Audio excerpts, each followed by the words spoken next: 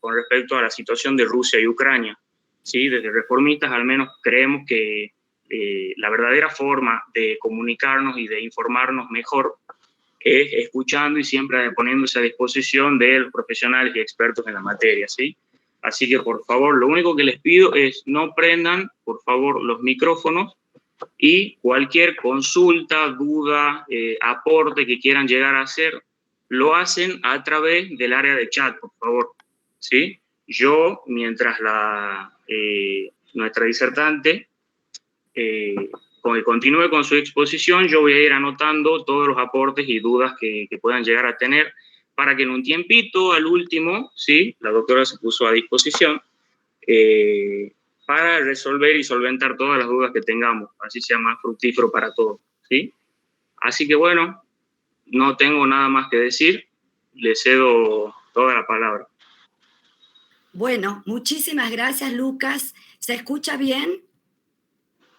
Yo sí, no sé el resto. Por favor, bien. escriban. Bueno, les agradezco mucho la convocatoria. Estoy convencida de que es necesario que la ciudadanía, que la población esté informada sobre estos temas, que tengan, digamos, una mirada también crítica en la medida de lo posible, porque estamos todos en este mundo y aunque parezca un conflicto lejano y más allá de las, ¿cómo podría decir?, de las consecuencias que pueda tener para nosotros en el área económica o en otros aspectos, yo creo que tenemos la obligación como ciudadanos de la Argentina y del mundo de estar empapados de la realidad que nos toca vivir. Y bueno, por eso le agradezco mucho a Lucas, además toda su colaboración. Él va a ir ayudándome con el PowerPoint, y como él les dice, yo estoy dispuesta a que al final hagan todas las preguntas o planteen las inquietudes que tengan.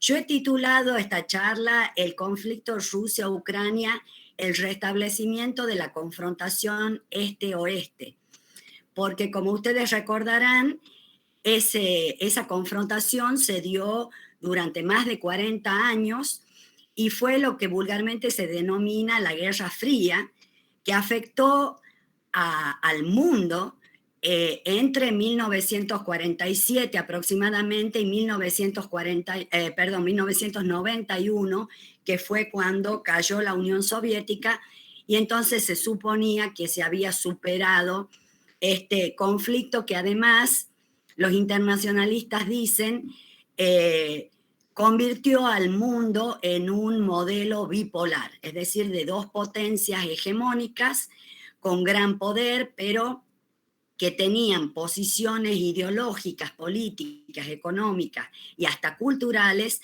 no solamente distintas, sino absolutamente opuestas. Vamos, Lucas, a la primera diapositiva. Lo primero que yo quiero plantear como premisa es que más allá de las razones que pueda haber tenido Rusia, esta invasión a Ucrania es un acto absolutamente inadmisible que debe ser condenado. Un acto inadmisible no solamente porque viola los principios del derecho internacional y porque pone en peligro la estabilidad del planeta en su conjunto, sino porque además supone un avance militar con todas las capacidades de una superpotencia sobre un país que, bueno, ya todos lo saben, es un país pequeño, débil y que no tiene capacidad para defenderse de semejante amenaza. Es más, ni siquiera Rusia sola.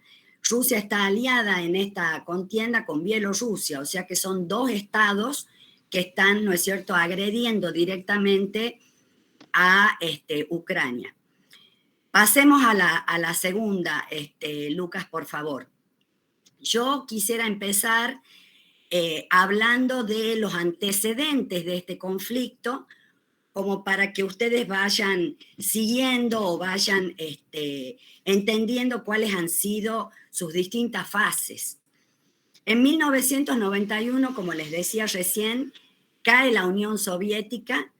La Unión Soviética se desarticula ella sola son sus propias autoridades las que decretan que este Estado supranacional o multiestatal, como quieran llamarlo, digamos, desaparece, y a partir de ahí las 14 repúblicas que lo conformaban van a declarar su independencia, van a declarar su soberanía y van a pedir a la ONU su reconocimiento como estados soberanos. Las 14 repúblicas son, bueno, lo que se conoce como las repúblicas musulmanas, que son las que están más hacia el oriente, y por supuesto un importante número de repúblicas que estaban dentro de lo que sería la Europa oriental. Entre ellas las repúblicas bálticas, que son Letonia, Lituania y Estonia, y por supuesto esta república de Ucrania. La situación que vivió Rusia, pero que también vivieron todas estas repúblicas después de la caída de la URSS, fue una situación catastrófica, tanto desde el punto de vista económico como desde el punto de vista político, social, económico, sanitario, cultural. Es decir, el derrumbe de la Unión Soviética significó no solamente diríamos, una acefalía o una anarquía, sino que además sumió a todos estos países en una crisis verdaderamente tremenda, y cada uno buscó salir o buscó, ¿no es cierto?, los medios para tratar de recuperarse. Toda la década de los años 90, que si no sé, alguno de ustedes recuerda, en esa década la Federación de Rusia estuvo gobernada por Boris Yeltsin. En esa década hubo, ¿no es cierto?, pasaron muchas cosas en Rusia, pero entre ellas las más importantes fue la gestación de las mafias, digamos, el hecho de que surgieran los primeros magnates u oligarcas, que se les dice hoy, que son aquellas personas que se quedaron con las empresas del Estado y al privatizarlas, ¿no es cierto?, obtuvieron altísimos rendimientos económicos. Hubo un éxodo masivo de la población rusa hacia Occidente y hacia otros países, buscando, bueno, seguridad, salud, trabajo, de manera que todos estos años fueron, como les digo, años verdaderamente de zozobra y de dolor para todas estas poblaciones. A partir del año, es decir, en el año nuevo del año 99, es prácticamente ya el año 2000, el presidente Yeltsin anuncia por cadena de televisión que deja su cargo y que nombra como presidente interino a Vladimir Putin, que era un personaje muy poco conocido, que hasta ese momento venía desempeñándose como primer ministro. Vladimir Putin asume en ese momento la presidencia y, bueno, como ustedes saben, continúa hasta la actualidad, habiendo hecho para eso modificaciones a la Constitución, por supuesto, porque la Constitución no permitía su reelección. Ya durante los años 2000 empiezan a producirse conflictos dentro de lo que se denomina el ex espacio soviético, es decir, donde antes estaba la Unión Soviética. ¿Por qué se producen esos conflictos? Porque en algunos casos, como el de Chechenia, este país, que es una república que estaba dentro de Rusia, porque acá hago un paréntesis, pero Rusia es una federación, con lo cual dentro de su territorio tiene distintos, como sostienen los autores, tienen distintos entes políticos, tiene república, tiene provincias, tiene regiones, o sea, son distintos niveles o distintos estatus. Entonces, esta República de Chechenia quería salir de la Federación de Rusia y, bueno, esto va a significar que haya acciones militares primero en el 94 durante los años de Yeltsin, que van a ser, digamos, perdidas por Rusia, pero cuando asume Putin en el 99, él va a reanudar la guerra y esta vez, ¿no es cierto?, va a poner todo el aparato militar a disposición y finalmente Chechenia va a quedar dentro de la órbita de la Federación de Rusia. Los chechenos respondieron, por supuesto, dentro de su territorio, con guerrillas, ¿no es cierto?, y algunas tropas convencionales, pero también emplearon el terrorismo en Rusia. Por eso es que durante algunos años hubo en Moscú y en otras ciudades atentados muy importantes. Los que más se recuerdan son sobre una escuela de primaria y sobre un teatro en Moscú que tuvieron un alto número de víctimas. Un poco más adelante se plantea otro conflicto, que es el conflicto en Georgia por una región que se denomina Osetia del Sur. Esa región, dentro de ese país, en esta región, lo que se planteaba es lo que se plantea hoy para el caso de Ucrania, es decir, que hay un sector de la población que es prorrusa. Y entonces ese sector de la población lo que pide es que se le permita la autonomía para después declarar la independencia y finalmente integrarse con la Federación de Rusia. Como Georgia va a lanzar, es decir, el gobierno central va a lanzar una ofensiva sobre Osetia del Sur, ahí Rusia va a intervenir y va a intervenir con tropas, ayudando a estos sectores prorrusos y finalmente este territorio va a quedar, desde la perspectiva de Rusia, está incorporado como otra república a su territorio. Pero ningún otro país del mundo ha reconocido esa independencia, de manera que, digamos que Osetia del Sur está como en una especie de limbo jurídico, porque para Rusia es parte de su territorio, es parte de su país, pero para el resto del mundo no. Pasemos, Lucas, a la que sigue. Más adelante se plantea, que probablemente esto ustedes lo tengan un poco más fresco, el conflicto con Ucrania. El conflicto con Ucrania tiene, digamos, dos orígenes, que es uno, el mismo que había ocurrido, que se había producido en Osetia del Sur, es decir, estas provincias o regiones del este y del sur de Ucrania que se llaman Donetsk y Lugansk y que forman ese territorio que se conoce como el Donbass. Bueno, esos territorios son prorrusos, tienen una población que habla mayoritariamente el ruso y que además quieren integrarse con Rusia y además son anti-europeos y son anti-OTAN. En el año 2014, bueno, hubo una crisis, justamente, ya lo vamos a ver un poco más adelante, provocada por una manifestación popular en Ucrania, lo que se llama la Plaza del Euromaidán, y esto va a llevar, ¿no es cierto?, a que Rusia finalmente intervenga. La intervención militar se va a hacer sobre la península de Crimea, que es una península que avanza sobre el Mar Negro, y a partir de ahí, ¿no es cierto?, se hace un referéndum, un plebiscito, y entonces la población vota con un 97% a favor de declararse independiente y de integrarse a Rusia. Y desde entonces Crimea y Sebastopol, que es la ciudad más importante, van a estar dentro de la Federación Rusa en una situación igual a la de Osetia del Sur, porque han sido reconocidas por Rusia, pero no por el resto de los estados. Desde 2014 hacia acá, Rusia sigue denunciando el tema de la situación de la población prorrusa del Donbass, es decir, de esos sectores que no quieren saber nada con Europa ni con la OTAN, que quieren integrarse a Rusia y que denuncian ataques militares por parte de Kiev, es decir, de la capital ucraniana, y que denuncian violaciones a los derechos humanos, matanzas, etcétera, etcétera. A partir de estas denuncias se van a armar grupos, ¿no es cierto?, que en algunos casos van a estar apoyados por Rusia. Rusia le va a proporcionar armas, entrenamiento, etcétera, etcétera. Y desde el momento en que se conforman estos grupos armados, la situación de violencia se va a incrementar, por supuesto, en la región. Pasemos a la próxima.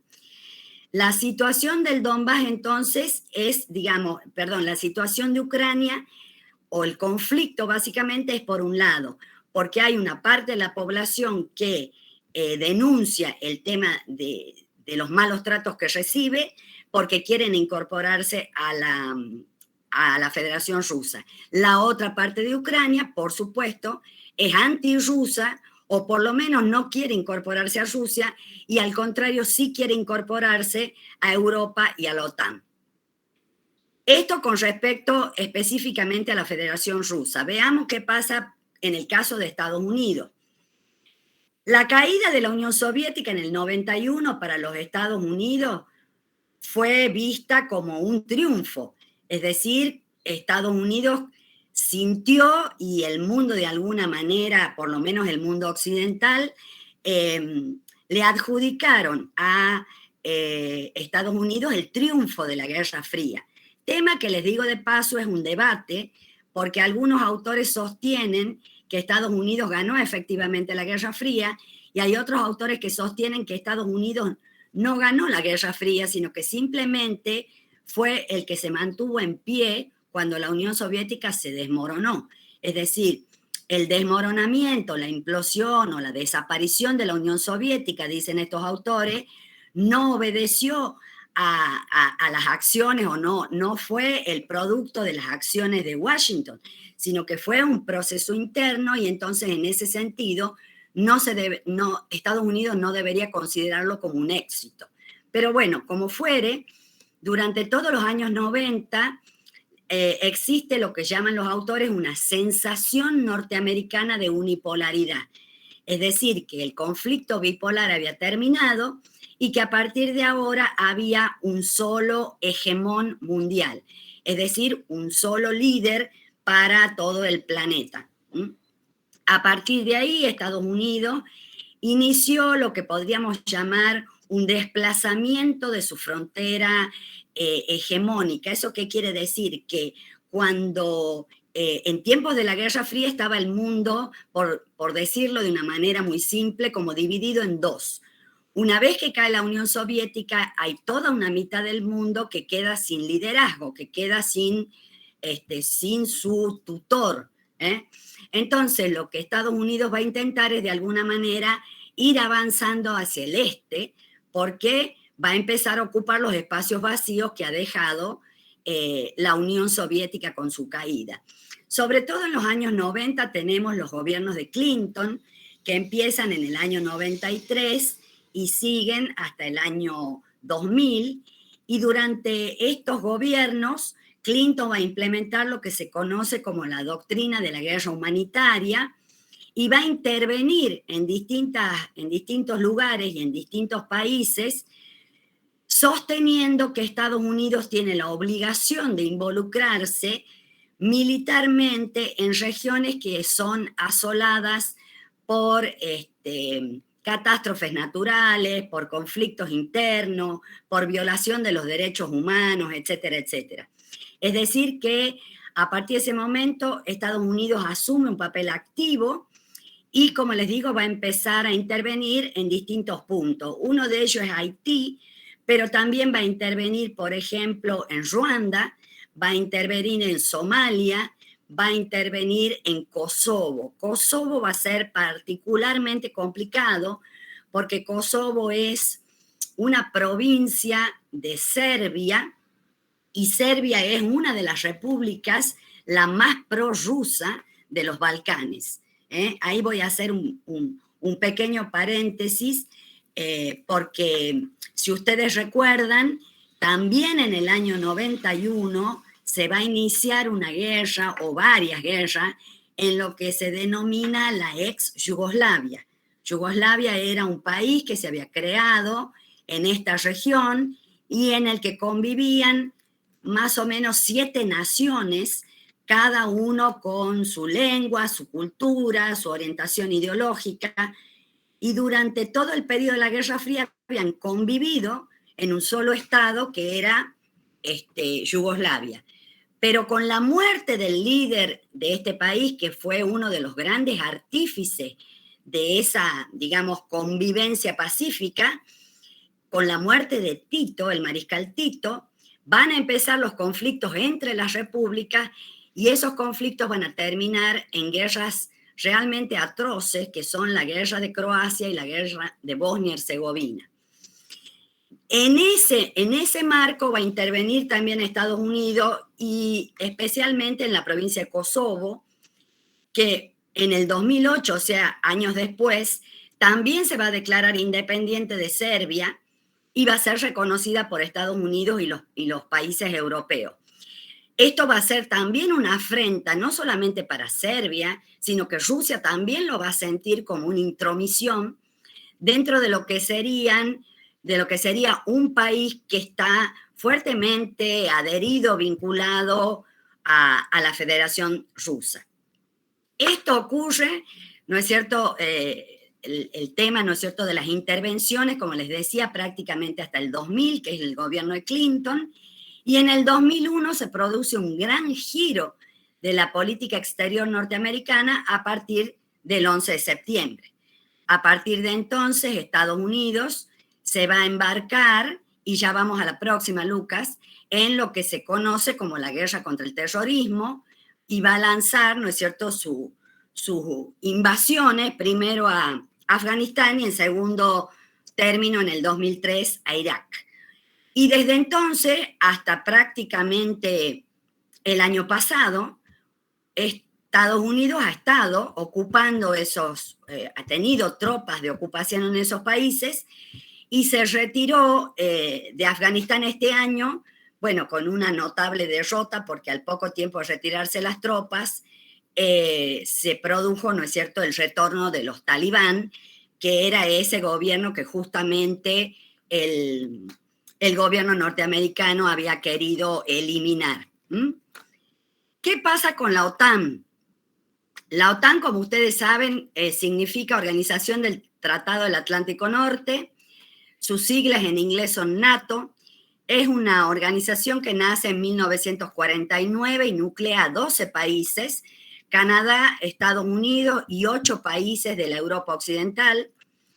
Surge en plena Guerra Fría y como instrumento o herramienta de defensa justamente de la seguridad euroatlántica, es decir, para Estados Unidos, pero sobre todo para los países de Europa Occidental que se sienten amenazados por el comunismo soviético.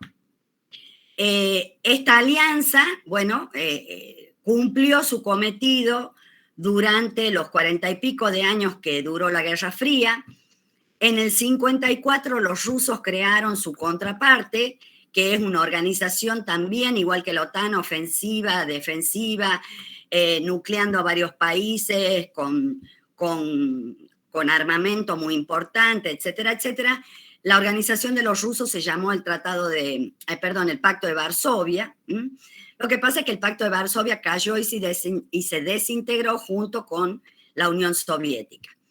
En el 91, dicen los autores, cuando termina el comunismo y acaba la Guerra Fría, los norteamericanos y los europeos incluso se plantean qué hacer con la OTAN, porque en realidad el cometido de la organización ya no tenía demasiado fundamento, porque la amenaza fundamental había desaparecido. Sin embargo, se decide reformularla, reorganizarla, y se decide que la OTAN va a ser de alguna manera el brazo armado y protector de Europa en todos los, los episodios o las ocasiones o las circunstancias en las que sus miembros corran algún tipo de riesgo. Y entonces, por eso les digo, están las cumbres de Oslo en el 92, de Bruselas en el 94, que apuntan a esto, a reformular las misiones, los objetivos y a tratar, ¿no es cierto?, de situar a la OTAN en un nuevo escenario de posguerra fría.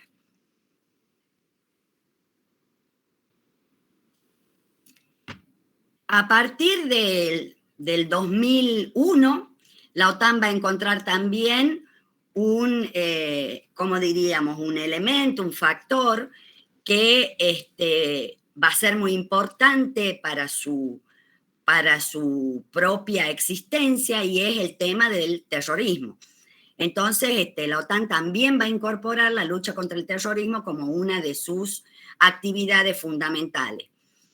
La OTAN ha intervenido a partir del 91 en distintos escenarios y estas intervenciones en muchos casos también han recibido fuertes críticas, porque en la mayoría de ellos, mejor dicho, en los 3 casos, Kosovo, Libia y Mali, no habían sido autorizadas por la ONU, por la Organización de Naciones Unidas. Sin embargo, como tenemos que, bueno, hay que saber que la cabeza fundamental de la OTAN es Estados Unidos. Cuando Estados Unidos decidió que la OTAN interviniera, la organización lo hizo. Pasamos a la próxima, Lucas. En ese camino, la OTAN ha ido expandiéndose. ¿Qué significa esto? Que ha ido sumando estados como miembros de derecho pleno. Esos estados que se han ido sumando son estados que también han ingresado en la Unión Europea. Básicamente, hasta ahora, la OTAN ha tenido 6 ampliaciones. En 1999 entraron la República Checa, Polonia y Hungría. En el 2002 entraron Bulgaria, Estonia, Letonia y Lituania, es decir, las repúblicas bálticas. Entró también Rumania, Eslovaquia y Eslovenia. En el 2009 Albania y Croacia, en el 2017 Montenegro y en el 2021 Macedonia del Norte. Yo les decía que la OTAN tenía 12 países cuando se fundó, en la actualidad tiene 30 países. Básicamente esto es lo que el gobierno ruso viene denunciando desde hace tiempo y con mayor énfasis a partir de 2014, que es cuando se dio, como les digo, la invasión a Crimea y la anexión de esa península por parte de Rusia. La próxima, Lucas. Veamos la situación, porque hemos visto Rusia, Estados Unidos y la OTAN. Veamos ahora la situación de Ucrania. Como les decía, Ucrania era parte de la Unión Soviética. Cuando cayó la Unión Soviética, proclama su soberanía. En el año 93 se une a la CEI. La CEI es la Comunidad de Estados Independientes. Es una comunidad, es un acuerdo de cooperación que crea Rusia con otros países, que no tiene un tinte ideológico ni político, sino más bien económico y tecnológico, y aspira a facilitar los intercambios, el comercio y las relaciones entre los países que antes habían formado parte de la Unión Soviética. Sobre todo porque la Unión Soviética tenía, digamos, ¿cómo explicarles? Es decir, sus áreas de producción, sus sistemas de transporte y comunicación eran no solamente obsoletos, sino que además estaban absolutamente distribuidos de una forma muy caprichosa, lo cual no solamente dificultaba los intercambios y la cooperación y el trabajo conjunto, sino que además encarecía notablemente la producción y la comercialización. ¿Por qué había hecho eso la Unión Soviética? Porque siempre tenía miedo de que algunas repúblicas, si tenían una relación muy aceitada y si sus economías eran muy parejas, de esas alianzas surgieran oposiciones a Moscú. Entonces la forma de tenerlos separados a todos era tener una estructura como les digo, de producción y de comercio bastante enrevesada. En el 94, Ucrania firma con la Federación Rusa y otros países el Memorándum de Budapest. Esto es muy importante porque lo que se acuerda en este memorándum es que Ucrania le entrega a la Federación Rusa todas sus armas nucleares y prácticamente toda su flota en el Mar Negro. Se la entrega a cambio de que Rusia le garantice su territorio y su soberanía. Es decir, el memorándum de Budapest establece un acuerdo entre estos dos estados que vulgarmente se llama armas por garantías de soberanía. En el 95, en el 96 y en el 97, Ucrania empieza a tener conversaciones con la Unión Europea y con la OTAN. Aparentemente sí con la intención, ¿no es cierto?, de ingresar tanto en la Unión como en la organización militar. En el 2010 asume la presidencia Yanukovych. Yanukovych, ahí va la próxima, Lucas.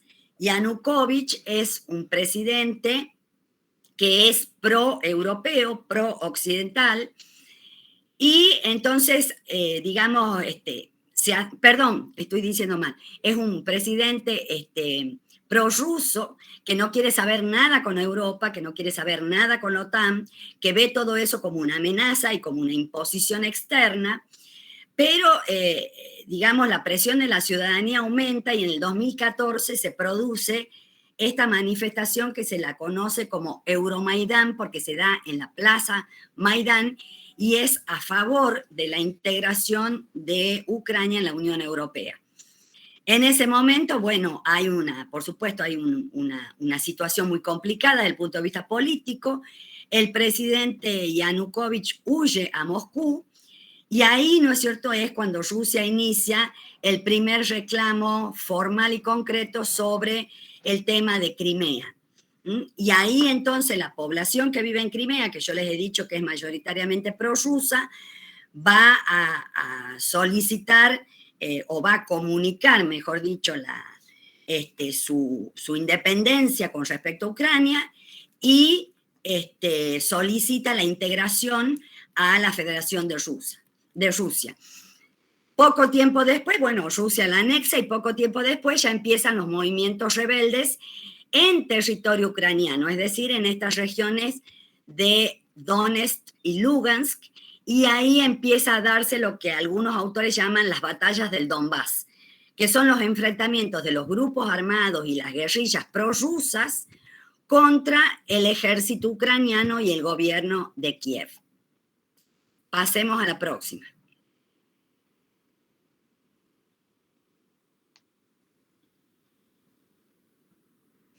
En 2014 asume el presidente Poroshenko, que es proeuropeo, y entonces, ¿no es cierto?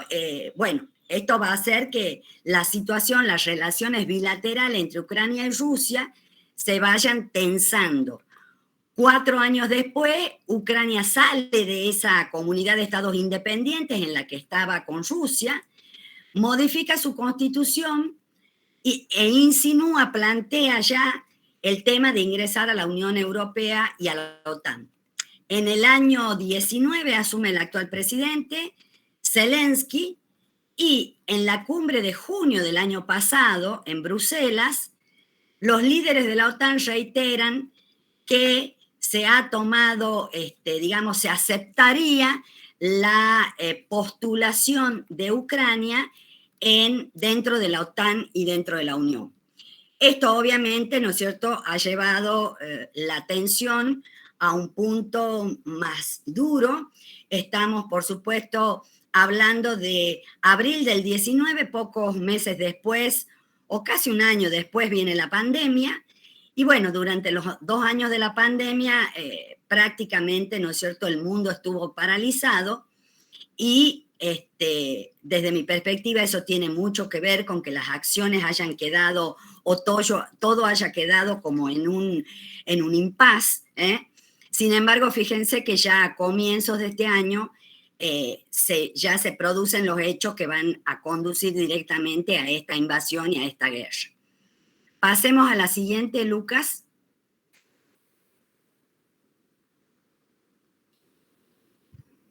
Ahí tienen un mapa ustedes y supongo que se puede ver claramente el país grande, ¿no es cierto?, que está hacia el este de Rusia, con la capital Moscú.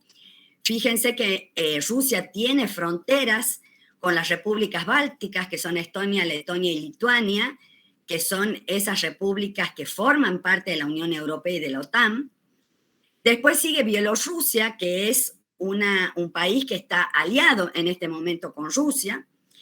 Y después sigue Ucrania, que Ucrania ya, digamos, llega hasta el Mar Negro.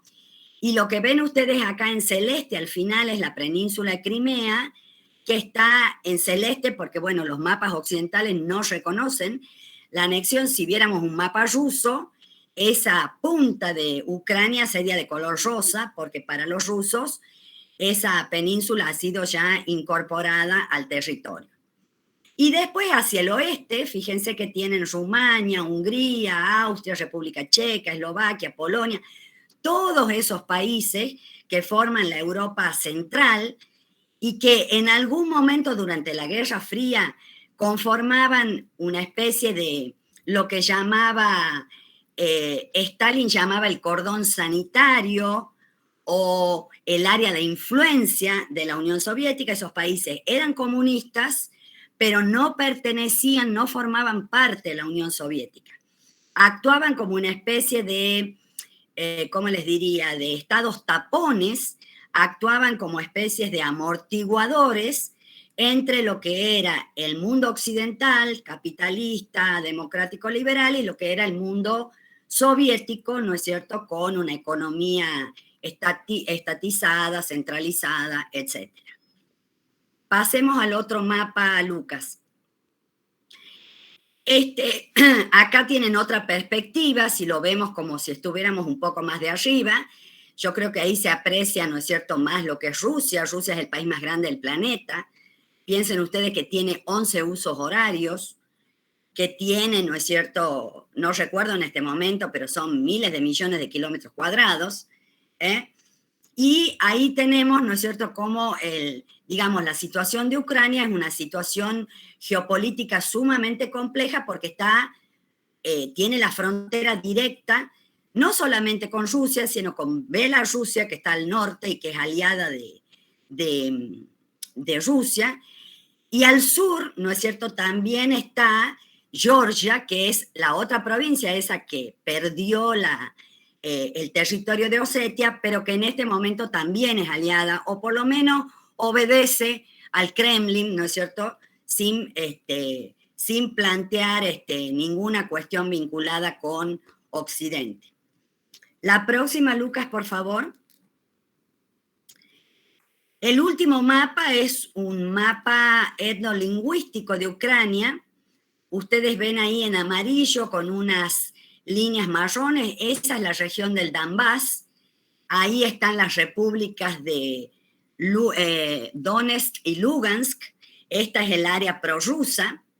Y después tienen hacia el occidente, lo rojo es la población que habla ucraniano, porque esta población prorrusa habla ruso, la población que habla ucraniano, la población que quiere integrarse a la Unión Europea y a la OTAN. El norte también, en la región rosada, esa es una región que habla ucraniano y que tiene conflictos porque digamos, limita con esta región del Donetsk. Y la región amarilla, que está al sur, también es de habla rusa. De manera que, y bueno, Crimea está de color marrón porque ha sido incorporada, digamos, incorporada a Rusia, pero tiene una población mayoritariamente pro-rusa y de habla rusa.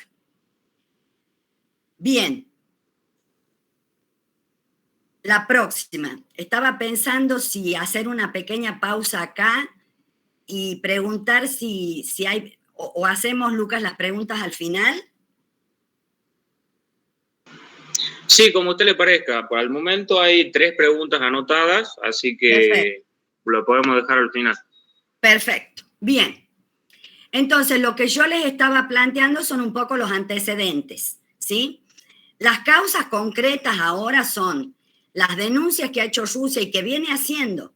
En esto seamos, digamos, honestos, es decir, Rusia sí viene planteando su desagrado, su recelo, su molestia con las acciones de la Unión Europea y de la OTAN, las ha venido planteando, incluso en foros internacionales, pero en los últimos tiempos, en los últimos meses, perdón, ya no han sido planteos retóricos, sino que han sido denuncias concretas, y esas denuncias se han visto acompañadas por movilizaciones de tropas.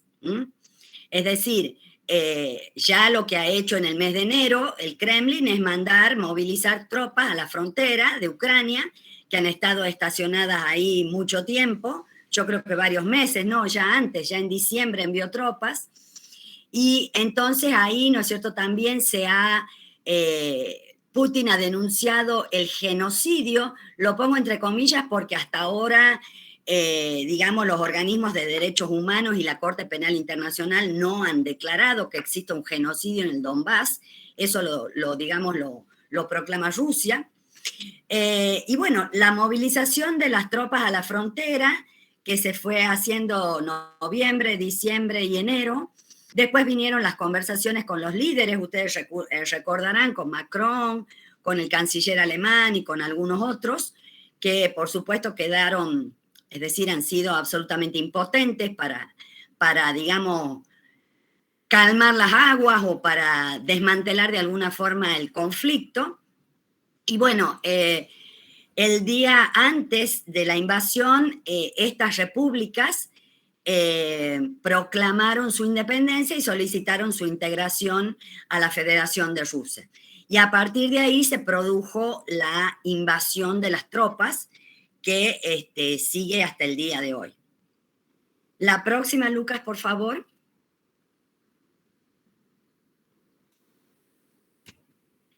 ¿Qué consecuencias o proyecciones puede tener esto? Es un conflicto de muy alto riesgo, porque la movilización de un país como Rusia, la movilización militar de un país como Rusia, tiene que ser tomada con la gravedad, ¿no es cierto?, que lo merece, no solamente por el armamento que tiene, que además incluye, por supuesto, armamento nuclear, sino porque además la voluntad política del Kremlin parece ser en este sentido férrea, es decir, parece que no hay ninguna disposición a disminuir o a morigerar el uso de la fuerza. Hasta ahora la OTAN no ha intervenido y el argumento es que ellos no pueden intervenir porque como Ucrania no forma parte, entonces no pueden invadir, entre comillas, el suelo ucraniano, porque eso iría en contra de lo que es, ¿no es cierto?, el precepto de la Carta de la OTAN. Ahora, también está claro para los analistas que la OTAN lo va a pensar dos veces, porque si la OTAN entrara en combate con Rusia, bueno, en ese caso ya podríamos sí estar hablando de una contienda, de una envergadura que es difícil de calcular. Esta situación, esta crisis que no sabemos cuánto va a durar, porque tampoco es posible hacer, digamos, adivinar o lanzar afirmaciones sin tener conocimiento acabado del proceso. Una vez que esta situación pase, estoy convencida de que va a haber de alguna manera una transformación en la estructura del sistema internacional. Es decir, nosotros los internacionalistas, bueno, una parte, sostenemos que una vez terminado el modelo bipolar, entramos lo que llaman los autores en una transición intersistémica, es decir, como que el mundo todavía no tiene liderazgos absolutamente claros y definidos, y que esa transición intersistémica lleva un tiempo hasta que se acomodan los distintos hegemones, compiten entre sí, etcétera, etcétera, y se crea un nuevo orden mundial. Que el mundial puede ser unipolar, puede ser bipolar, puede ser multipolar, etcétera.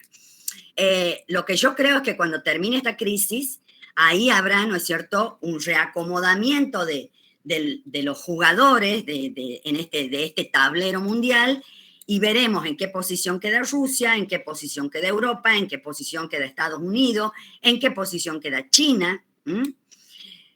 Por supuesto que hay una enorme incertidumbre con respecto a Ucrania. Los especialistas están planteando tres opciones. Por supuesto que para el presidente Zelensky y la población que está resistiendo heroicamente, la única opción es la tercera, es decir, entrar en la Unión Europea y en la OTAN. Pero hay algunos analistas que sugieren que a Putin hay que darle algo, es decir, que Putin no se va a conformar con que, digamos, con perder la guerra y que Ucrania pase a la órbita de la Unión Europea. Entonces, algunos recomiendan dividir al país en dos, entonces darle el Donbass a Rusia y establecer en esa región una suerte digamos, de corredor tapón o de amortiguador. Y hay otros que hablan bueno, y la otra mitad, por supuesto, la otra mitad sería europea, y hay otros autores que hablan de la finlandización, es decir, hacer de Ucrania un país como Finlandia, que es prácticamente un país que no tiene armamento, que no tiene sistema militar, que está como, que es muy vulnerable, pero que esa vulnerabilidad justamente sería la que le garantizaría el no ser atacada por Rusia. También creo desde mi perspectiva que cuando termine este problema, esta contienda, esta crisis, Europa se va a fortalecer. Creo que Europa había estado, entre comillas, un tanto descuidada con respecto a esta amenaza o a este riesgo. Especialmente Alemania, que como ustedes saben ya ha declarado que va a duplicar su presupuesto militar, ¿no es cierto? Y que está dispuesta a incrementar notablemente también sus capacidades militares en todo sentido. Y también creo que va a haber un fortalecimiento o una reestructuración de la OTAN, porque, bueno, en función de eso se van a dar, ¿no es cierto?, por supuesto, en función de cómo termine el conflicto, pero seguramente, pero la OTAN no va a desaparecer, sino que en todo caso se modificará. Otra que quisiera agregar acá, otra, como les diría, consideración que es bastante poco feliz, pero bueno, esa ya la venimos manteniendo desde hace tiempo, es que la Organización de Naciones Unidas, el Consejo de Seguridad son absolutamente impotentes frente a estas circunstancias, porque, como saben ustedes, el Consejo de Seguridad tiene 5 miembros que tienen veto, y entonces, ¿no es cierto?, cada vez que hay digamos, que se pretende o que se intenta establecer o prescribir algo, bueno, el que está interesado lo veta y entonces no puede salir, que es lo que va a pasar ahora, ¿no es cierto?, en el caso de Rusia. No sé si hay otra, Lucas, o es esta la última. Sí, es la última.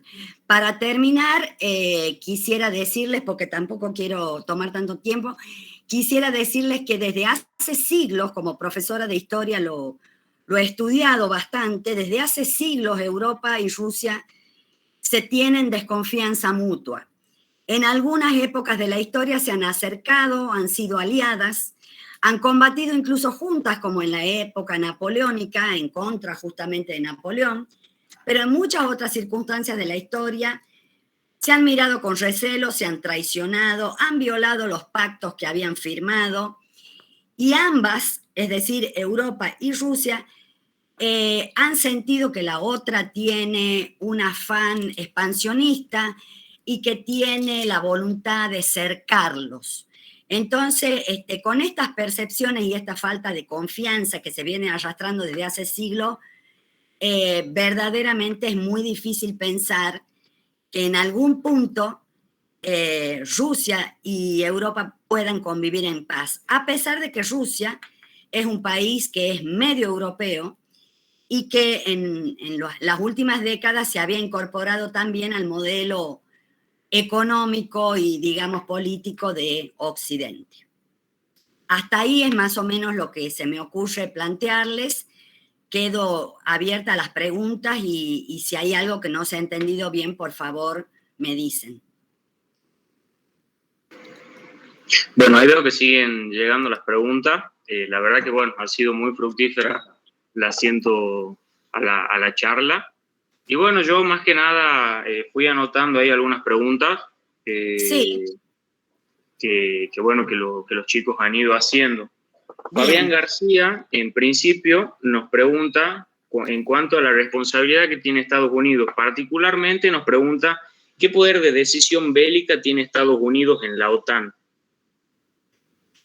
Bueno, yo creo que Estados Unidos tiene un poder importante, es decir, es la cabeza de la OTAN, de alguna forma, ustedes no se olviden que la OTAN está compuesta por las fuerzas que les proporcionan los estados.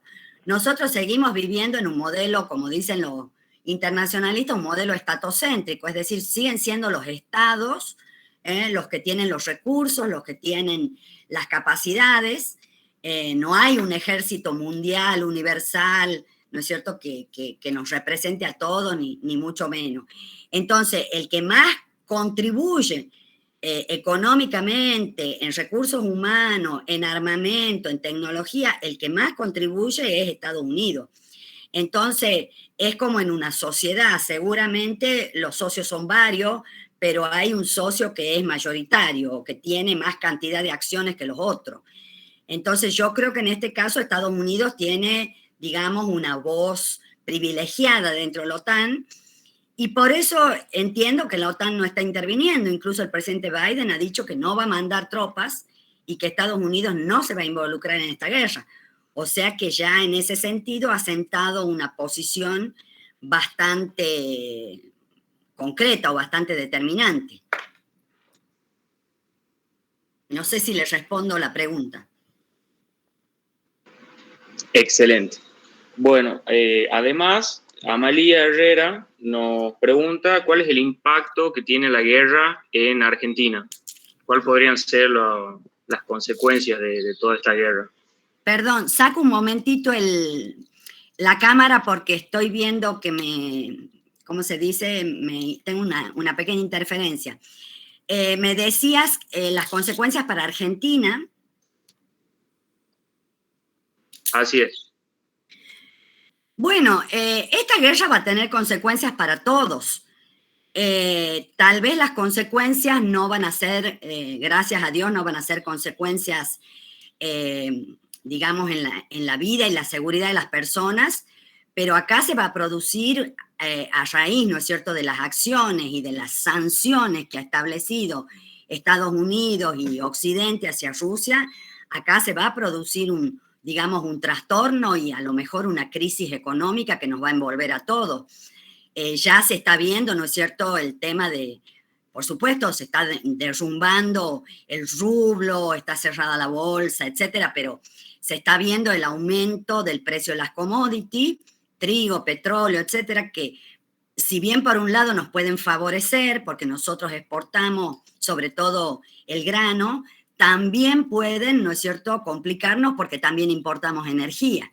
Entonces creo que lo fundamental van a ser complicaciones desde el punto de vista económico, desde el punto de vista de la estabilidad del sistema y de que, bueno, va a ser algo así, se me ocurre como la pandemia, es decir, los países que estén mejor parados, los países que hayan hecho mejor los deberes desde el punto de vista de sus reservas, de su déficit, de sus capacidades, creo que van a tener, digamos, la van a pasar un poco menos peor que aquellos países que no tengan, ¿no es cierto?, una economía estable y que no estén en un buen momento desde ese punto de vista.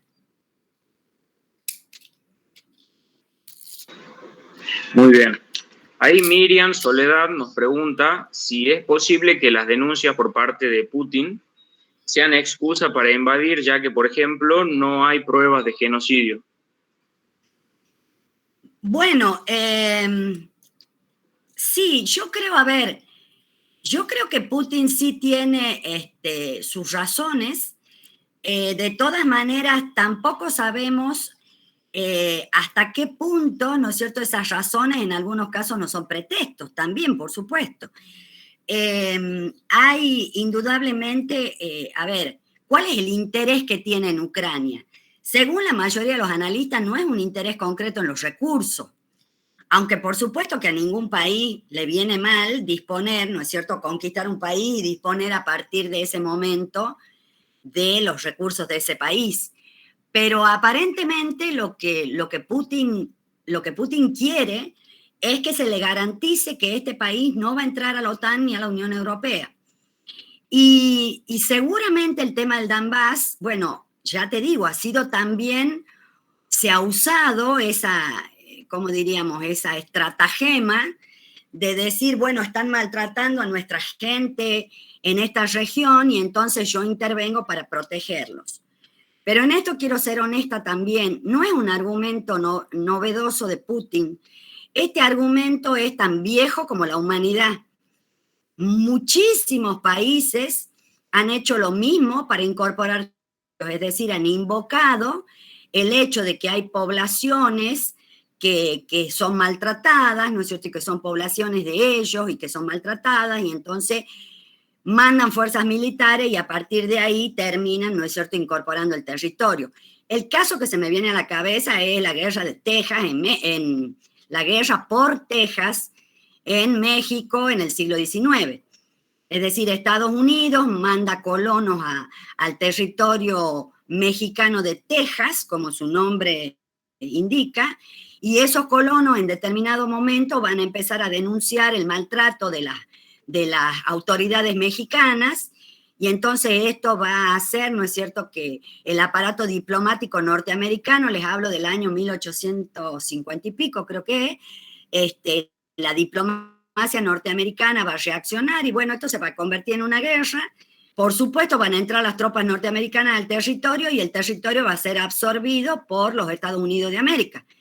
Y hoy el estado de Texas es el estado, como le llaman, de la estrella solitaria, que es el número no sé cuánto, pero ese era un territorio mexicano. Es decir, esto no es que Putin lo haya inventado, eso lo han hecho los países durante muchísimo tiempo y han empleado estos pretextos o estas razones, como lo queramos ver, de que hay población propia que está siendo maltratada y entonces ellos tienen que defenderla.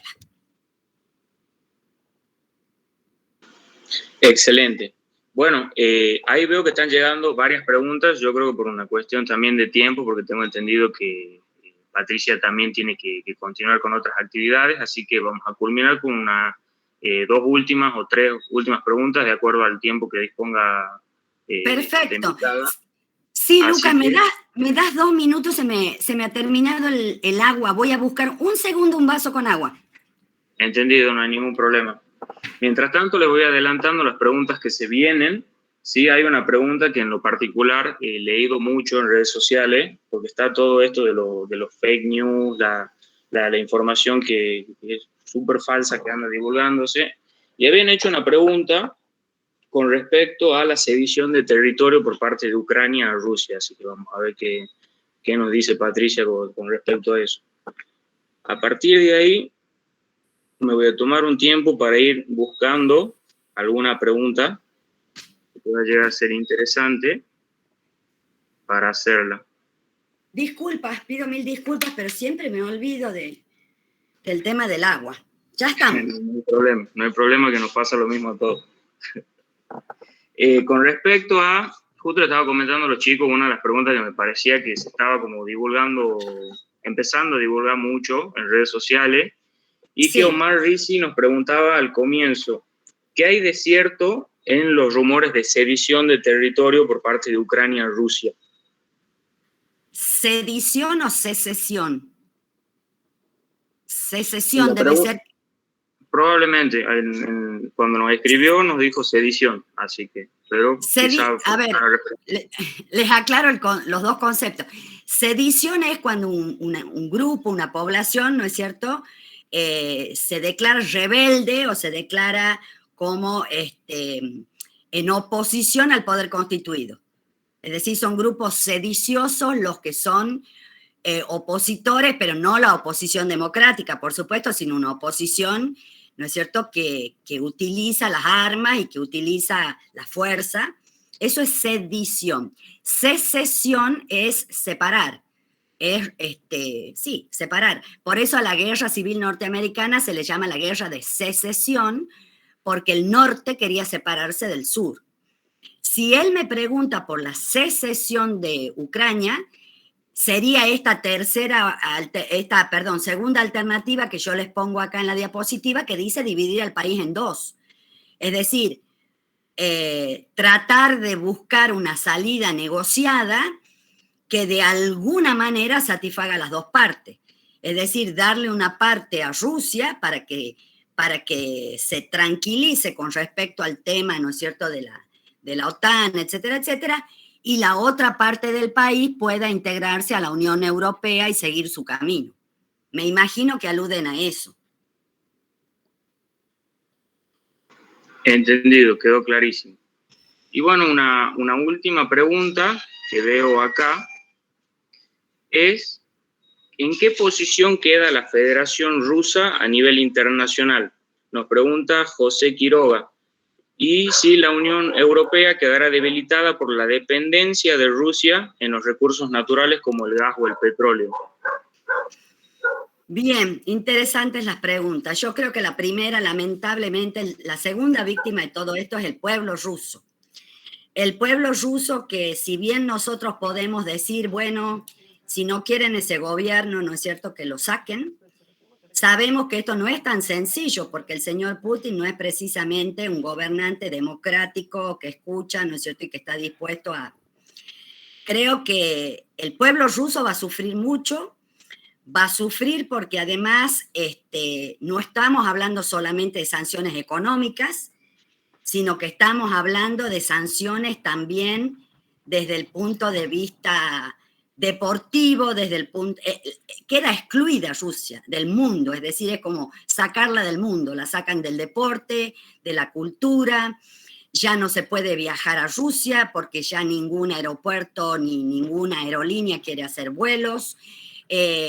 Rusia vuelve, ¿no es cierto?, desde mi perspectiva, a tener esa imagen, ¿no es cierto?, de país agresivo, de país nefasto, de gente malvada, de que durante toda la Guerra Fría, ¿no es cierto?, era la imagen que teníamos de los rusos. En este sentido, permítanme que les haga un comentario. Yo justamente en el año 19 tuve la oportunidad por una beca de la universidad de estar en Moscú un par de meses y he conocido ahí gente, por supuesto, profesores, he vivido en una residencia universitaria y créanme que me duele mucho y lo lamento porque son gente muy buena, gente muy cordial, gente que muy parecida a nosotros, gente, digamos, que les gusta la música, que les gusta el deporte, que son muy esforzados. Es un pueblo que ha sufrido mucho, es un pueblo que ha estado dominado por el zarismo durante siglos y después digamos, del dominio de los zares ha pasado al dominio soviético, que ha sido igual o peor. Entonces esta gente ahora estaba como liberada, como integrada al mundo, ¿no es cierto?, con sus redes sociales, con sus exposiciones de arte, porque ustedes saben además que Rusia ha sido un país muy rico desde el punto de vista cultural, hablamos de la música, la literatura. Entonces, a mí verdaderamente me duele, creo que la población, los rusos van a sufrir mucho esto. Y la segunda pregunta, recordámela por favor. Ahí se la leo. Nos decía si la Unión Europea quedará debilitada por la dependencia de Rusia en los recursos naturales como el gas o el petróleo. Es probable, por supuesto, la Unión Europea también va a sufrir las sanciones. Ellos saben que las sanciones tienen, digamos, otra cara de la moneda que los va a afectar a ellos. Indudablemente los alemanes son los que más lo van a sufrir. De hecho, ya se están anticipando subas, ¿no es cierto?, en el tema del costo de la energía, que son enormes. Pero ahí supongo que la solidaridad europea va a funcionar y como tienen países, por ejemplo, el caso de Noruega, que tiene petróleo, que tiene gas, y tienen también, ¿no es cierto?, algunas otras formas de compensar, no digo que vaya a ser exactamente lo mismo, pero van a poder de alguna forma compensar las pérdidas. Bueno, supongo que va a ser un debilitamiento, en todo caso, ¿cómo les diría?, temporario, no sé cuánto durará, pero temporario, porque no se olviden también que Europa viene desarrollando desde hace tiempo, sobre todo los alemanes, lo que se llaman las fuentes, como en las fuentes no no contaminantes, ¿no es cierto?, la energía no contaminante, como el tema de los aerocargadores, porque los alemanes también querían terminar con el tema de la energía de procedencia nuclear. Entonces están desarrollando energía hidroeléctrica, energía eólica, en fin, energía solar. Creo yo que sí, por supuesto no la van a pasar muy bien, pero no creo que eso los debilite desde el punto de vista político o económico, no necesariamente. Muy bien. Bueno, quedan muchas más preguntas, la verdad. Les pedimos disculpas porque, bueno, ya estamos un poco excedidos de tiempo. Y nada, no quería terminar la charla sin decir que ha quedado en evidencia el nivel de profesionalismo y de experiencia que Patricia nos ha compartido. Así que nada, les agradezco a todos por participar. Les doy un especial agradecimiento a Patricia Craven, magíster en Relaciones Internacionales, por compartirnos su sabiduría. Muchísimas gracias y es un honor para nosotros haberla escuchado. Muchísimas gracias a vos, Lucas, por esas palabras tan lindas. Te felicito porque vos también te has arriesgado. Te han dicho Patricia Craven, pero vos no sabías muy bien a quién estabas invitando, así que te agradezco mucho estas palabras. Y si vos tienes la posibilidad o si los asistentes quieren, a mí siempre me interesa tener una especie de, ¿cómo les diría?, de que puedan, ¿no es cierto?, expresarse con vos, que puedan decirte a vos si a la mayoría les ha servido, si les ha sido útil, porque en todas estas cosas uno a veces las presenta o las organiza en virtud de lo que uno percibe, de lo que uno ve, pero no sabe si realmente llegan y si realmente son, digamos, aclaran y sirven. Así que yo te agradezco un montón la invitación, me ha encantado compartir con ustedes. Si necesitan en algún otro momento me avisan, porque para mí es un placer. Yo tengo alma de docente, así que bueno, un saludo grande a todos y un beso y un abrazo grande, Lucas. Muchísimas gracias. Perfecto. Muchas gracias, Patricia. Esperamos verla de nuevo. Ahí les mandan un montón de saludos en el chat. Muchísimas gracias. Muchas gracias. Chao.